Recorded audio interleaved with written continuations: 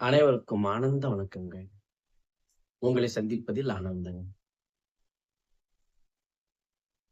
இன்றைய ஆத்ம உபதேசம் பிறப்பு இறப்பின் ரகசியம். எதற்காக இந்த பிறவி?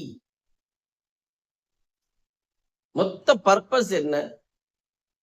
எதற்காக இந்த மனித பிறவி தருகின்றது? எதற்காக இறப்பையும் நிகழ்த்துகின்றது? தயவு செய்து இந்த சத்சங்கம், இந்த உபதேசம் மிக பெரும் ஒரு விடுதலை தரக்கூடிய உபதேசமாக மாறும். சற்று உங்கள் கவனத்தை ஆழப்படுத்துங்கள். நம்ம எதுக்காக பிறக்கிறோம், எதுக்காக இறக்குறோங்கிற ஒரு புரிதல் ஆச்சுன்னா எல்லா வகையான பிரச்சனைகளுக்கும் ஒரு நிரந்தர தீர்வு கிடைக்கும். இந்த பிறப்பின் இறப்பின் ரகசியம் புரியாதனாலதான் எதற்காக இன்பமும் துன்பமும் மாறி மாறி வந்து கொண்டே இருக்கின்ற குழப்பங்கள் நிலவி கொண்டே இருக்கின்றது.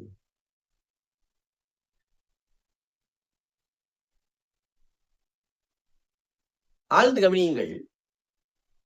பிரபஞ்ச சக்தி, கடவுள் சக்தி மனித பிறவியை படைத்து, ஜீவனை, உயிரை படைத்து, இரண்டையும் ஒன்று இணைத்து இவ்வாழ்க்கை என்கின்ற மனித சாகரத்தை, மனிதனை இயக்குவதற்கான மிக முக்கியமான காரணம் பிரபஞ்ச சக்தி தன்னைத்தானே புதுப்பித்துக் கொள்கின்றதை தவிர வேற ஒன்றும் இல்லை. தன்னைத்தானே புதுப்பித்துக் கொள்கின்றது, அடுத்த பரிணாமத்தை நோக்கி நகர்கின்றது. பிரபஞ்சம் தன்னைத்தானே புதுப்பித்துக் கொள்வதற்காக உருவாக்கப்பட்டதுதான் எல்லா வகையான பிறவிகளும். ஓரறிவு முதல் ஆறறிவு வரை இன்னும் நமக்கு தெரியாத விஷயங்கள் எவ்வளவோ இருக்கு. நமக்கு தெரிந்த வரைக்கும் இந்த பூமியில இருக்கிறத நம்ம பார்த்துக்கிட்டு இருக்கோம். முயற்சி செய்து சில விஷயங்களை வெளியும் பார்க்கிறோம். ஆனா இதெல்லாம் தாண்டி புத்திக்கு எட்டாத அளவிற்கு சில விஷயங்கள் நடந்து கொண்டிருக்கின்றது. ஒரே ஒரு பதில், பிறப்பின் இறப்பின் ரகசியம். நம்மை படைத்த அந்த பிரபஞ்ச சக்தி தன்னைத்தானே புதுப்பித்துக் கொள்கின்றது. தன்னைத்தானே புதுப்பித்துக் கொள்ளுதல் என்றால் என்ன? நல்லா கவனிச்சுங்க. உங்க மூலமாக மனதை பயன்படுத்தி சிந்தனை செய்து செயலாற்றி பல அனுபவங்களை கற்றுக்கொள்கின்றது. உண்மையிலேயே பார்த்தா நான் என்கின்ற மாயை இங்கு இல்லை. பிரபஞ்ச சக்தி உங்கள் மூலமாக வெளிப்படுகின்றது. உங்கள் மூலமாக வெளிப்பட்டு உங்கள் மூலமாக புரிந்து கொள்கின்றது. அந்த உணர்வை பதிவாக ஏற்றுக்கொண்டு அடுத்தடுத்த பரிணாமத்தை நோக்கி நகர்ந்து கொண்டே இருக்கின்றதே தவிர வாழ்க்கையில் வேற ஒன்றும் இல்லை. இது சற்று புரிந்து கொள்வது கடினம்.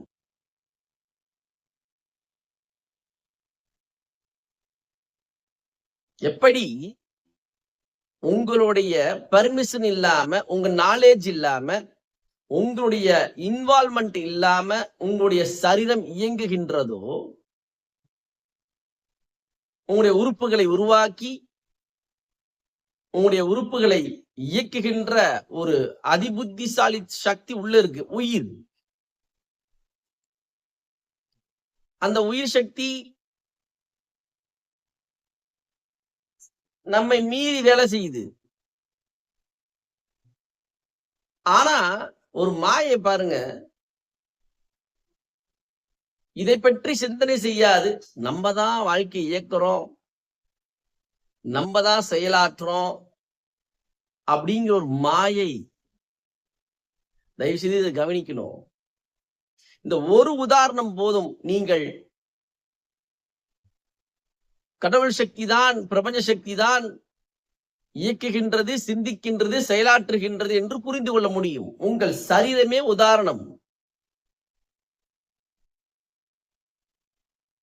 உங்களுடைய அனைத்து உறுப்புகளையும் இயக்குவது நாம் அல்ல, நமக்கு தெரியும். நம்ம முயற்சி செய்து உடல் இயங்கவில்லை, அது தானாக இயங்குகின்றது. எதனால்? உயிரால். அப்ப உடலையே இயக்கக்கூடிய சக்தி, புத்தி உயிருக்கு இருக்கின்றது என்றால், சிந்தித்தலையும் சில சிந்தனைகளை செயலாக மாற்றுவதையும் யார் செய்கின்றார் என்கின்ற கேள்வியை கேட்டு பாருங்கள். உங்களுக்குள் இருந்து நிறைய எண்ண ஓட்டங்கள் தானாக ஓடுகின்றது ஒரு பக்கம், சில எண்ணங்களை செயலாக மாற்றுகின்றோம். பிறகு நீங்க சுயமாக சிந்திக்கவும் செய்றீங்க. எல்லா சிந்தித்தலும் செயலாக மாறுவதில்லை. சில எண்ணங்களை, சில சிந்தனைகளை செயலாற்றுகின்றோம். இது அனைத்துமே இந்த உயிர்தான் செய்கின்றது. நம் கையில் அது இல்லை.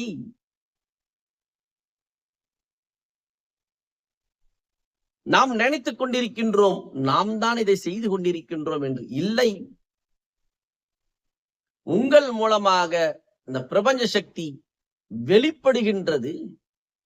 ஒவ்வொரு மனிதன் மூலமாக தனித்துவமாக வெளிப்படுகின்ற என்பதை புரிந்து கொள்ள வேண்டும். ஒவ்வொரு மனிதன் மூலமாக தனித்துவம் வெளிப்படுகின்றது. யூனிக்னஸ் வெளிப்படுது. இதன் மூலமாக தன்னைத்தானே புதுப்பித்துக் கொள்கின்றது. புதுப்பித்தல் என்றால் அடுத்த பரிணாமம். ஒரு கேள்வி, எதற்காக அந்த பிரபஞ்ச சக்தி நேரடியாக ஆறாதறிவை படைக்காமல் ஓரறிவு, ஈரறிவு என்று படைக்க வேண்டும்?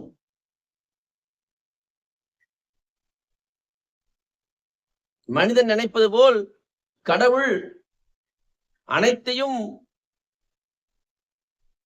முழுமையாக கடந்தவர் என்று சொல்கின்ற கருத்தை கவனிக்க வேண்டும்.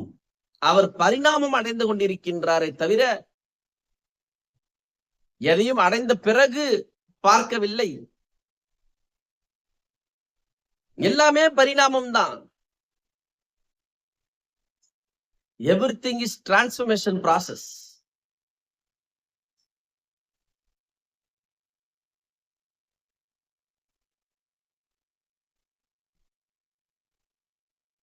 Life is just happening. வாழ்க்கை நடந்து கொண்டிருக்கின்றது. ஒவ்வொரு மனிதனுக்குள்ளும் எந்த உயிர் எதை சிந்திக்க வேண்டும், எதை செயலாற்ற வேண்டும், எந்த சிந்தனைக்கு சக்தியை தர வேண்டும், அனைத்தும் இந்த உயிரில் இருக்கின்றது. இந்த உயிர்தான் கடவுள். இந்த உயிர்தான் இறைவன்.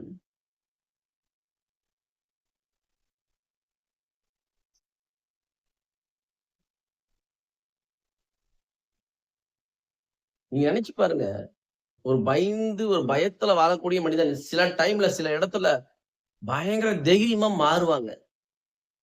அது உங்க வாழ்க்கையில நடந்திருக்கும். அது எப்படி நடக்குது?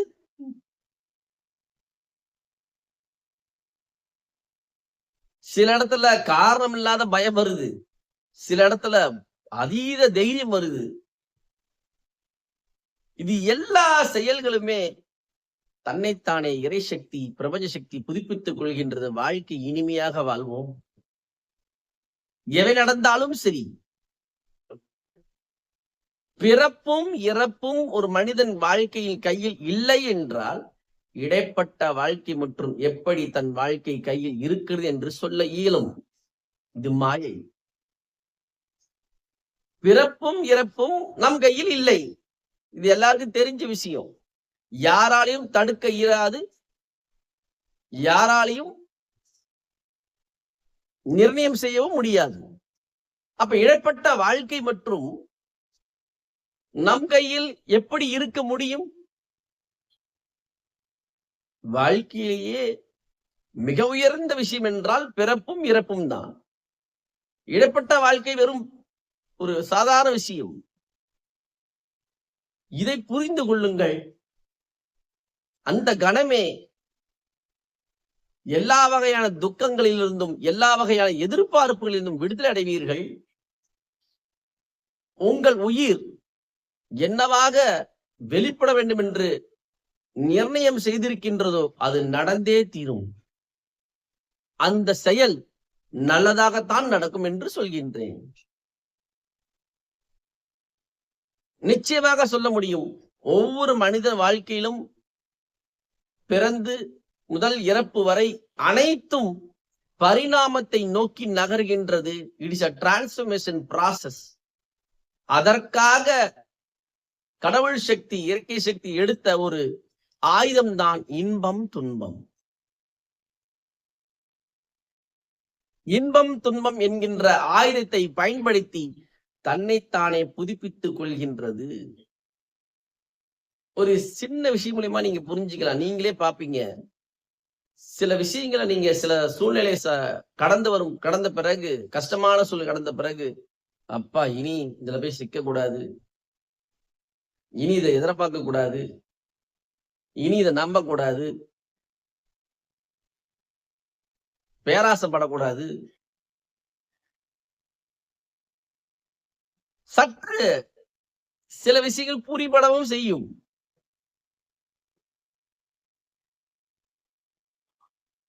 Just be relax your life. உங்கள் உயிர் உங்கள் உடலை இயக்குவது போல் உங்கள் வாழ்க்கையும் அதை இயக்கிக் கொண்டிருக்கின்றது. என்ன வேணா மனசு உருவாகட்டும். வாழ்கின்ற வாழ்க்கை இந்த பிரபஞ்ச சக்தி தன்னைத்தானே புதுப்பித்து தன்னைத்தானே புரிந்து கொண்டு உணரச் செய்கின்றது. தன்னைத்தானே அடுத்த பரிணாமத்தை நோக்கி நகர்கின்றது.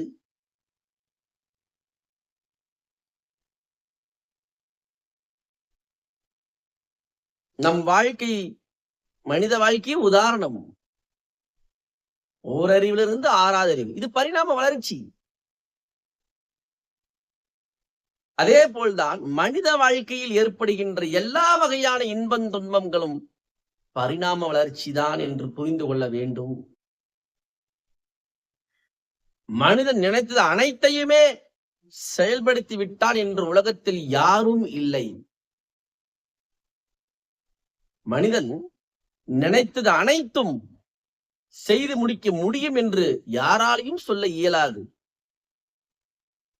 நாம் நினைத்ததை செய்வதற்காக இங்கு வரவில்லை. என்ன வாழ்க்கையில் பாடத்தை கற்றுக்கொள்கின்றோம், என்ன உணர்கின்றோம் என்பதுதான் வாழ்க்கையின் பாடம். என்ன உணர்கின்றோம் என்றால், வாழ்க்கை உயிரின் கையில், அதாவது இறைவன் கையில் இருக்கின்றது. உள்ளுக்குள் இருக்கும் உயிர் சக்தி அதை இயக்குகின்றது, சிந்தனை செய்கின்றது, செயலாக மாற்றுகின்றது. இதுதான் சரணாகதி என்று சொல்ல முடியும். வெளியில் எதையோ நாம் சரணாகதி செய்வது முதல் படியாக இருக்கலாமே தவிர, இறுதிப்படியாக இந்த ஜீவாத்மாதான் அனைத்தையும் இயக்குகின்றது என்கின்ற புரிதலும் தான் சரணாகதித்துவம். இந்த இறப்பு பிறப்பு இது இரண்டின் ரகசியம் இது ஒன்றே ஒன்றுதான். பிரபஞ்ச சக்தி, கடவுள் சக்தி தன்னைத்தானே புதுப்பித்துக் கொள்வதற்காக இந்த மனித சரீரத்தை படைத்திருக்கின்றது. மனித சரீரத்தின் மூலமாக எல்லா வகையான அனுபவங்களையும் அனுபவித்து அடுத்த பரிணாமத்தை நோக்கி நகர்ந்து கொண்டே இருக்கின்றது. நடப்பவை யாவும் பரிணாமமே. Just be relax your life. Just ரிலாக்ஸா கவனிங்க.